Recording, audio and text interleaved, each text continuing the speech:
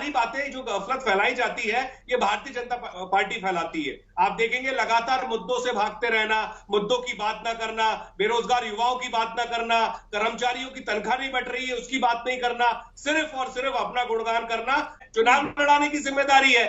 तो ये इशू देखिए, बार बार इश्यूज को घुमाया जा रहा है। हम बात कर रहे हैं मुद्दों की, ये बात कर रहे हैं कांग्रेस को कोसने की, जीतू पटवारी को कोसने की, कमलनाथ जी को कोसने की, राहुल गांधी को कोसने की, कांग्रेस को कोसने की, नेहरू जी तक को कोसने की, गांधी जी तक को कोसने की। ये नहीं कर रहे हैं कि 10 साल में इनने क्या डिलीवर किया, इनने क्या 2 करोड़ रोजगार दिए, इन्होंने क्या कर्मचारियों का भला कर दिया, इन्होंने किसी भी सिर्फ ठीक है अभिनव जी, आप भी बोल रहे हैं अभिनव जी, मैं आपको रोक भी नहीं रही हूँ। हमेशा विपक्ष की शिकायत होती है कि हमें बोलने का मौका नहीं दिया जाता, तो आप ये नोटिस कर रहे होंगे कि मैं आपको बोलने दे रही हूँ। अभिनव जी मैं दोबारा आपके पास आऊंगी। मिलन जी, सवाल ये कि 10 साल के लिए सवाल उठाए जा रहे हैं कि 10 साल किसानों को ठगा, किसानों के लिए जिस तरीके से इन्होंने बोला कि हम एमएसपी देंगे 3100 और 2700 की धान और गेहूं पर, वो नहीं दी। बेरोजगार युवा, यहाँ पर जिस तरीके से रजिस्टर्ड बेरोजगार युवा 50 लाख से ज्यादा मध्य प्रदेश में है, उनको ठगने का काम किया। कहा गया कि 3 से 4 लाख पद भरेंगे। तो जनता जो है मध्य प्रदेश की, चाहे युवा हो चाहे महिलाएं हो,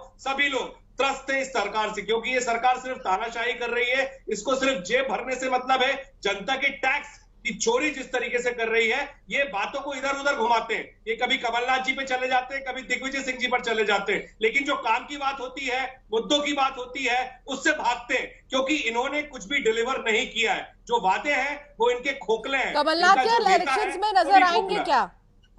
हम जानते हैं मैडम कि जब हम गाड़ी से निकलते हैं तो छोटे छोटे बच्चे जब भीख मांगते हुए दिखते हैं तो हमें वो विकास दिखता है इनका कि 20-22 साल में सरकार है और बच्चों के भविष्य की ये क्या बात करेंगे। ये सिर्फ और सिर्फ बात करते हैं चंदे की, अपनी पार्टी की, सिर्फ और सिर्फ। इससे ज्यादा कुछ भी नहीं है इनके पास कहने करने को। ये सिर्फ अपनी योजनाओं को गिनाते हैं। चलिए शुभकामनाएं हैं। देखना होगा कि क्या होगा 2024 में। 4 जून को पता ही चल जाएगा, तारीखों का ऐलान हो ही गया है। उम्मीदवारों के भी नाम अब सामने आ रहे हैं। वो 6 सीटें कांग्रेस की, जिस पर अभी तक उम्मीदवारों का ऐलान नहीं हुआ है। हमें भी इंतजार होगा कि उस सीट से कौन होगा उम्मीदवार। बहुत शुक्रिया आप दोनों का हमारे साथ जुड़ने के लिए और इस चर्चा में शामिल होने के लिए, अपनी बात रखने के लिए। एक और अहम खबर, जहां लोकसभा